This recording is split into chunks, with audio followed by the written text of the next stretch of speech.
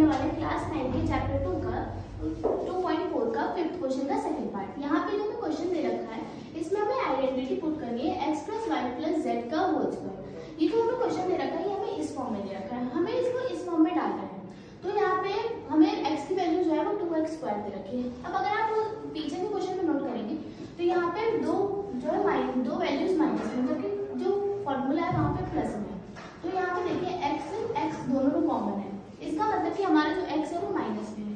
अब आपने 8th में पढ़ा भी होगा कि √2 का स्क्वायर जो है वो 2 होता है।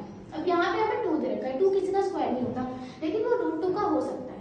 तो यहाँ पे -√2 x का होल स्क्वायर होगा, x की वैल्यू। अब y की वैल्यू में हमें y नहीं दे रखा है तो हम y को y होल स्क्वायर ही लिखेंगे।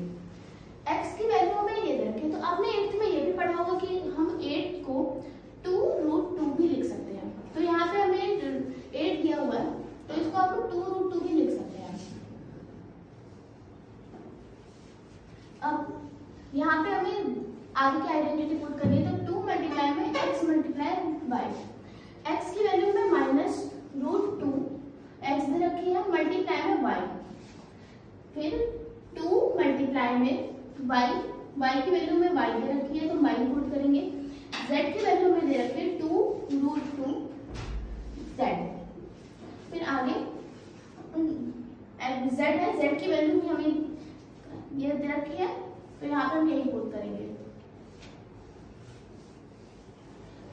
मल्टीप्लाई में माइनस का √x।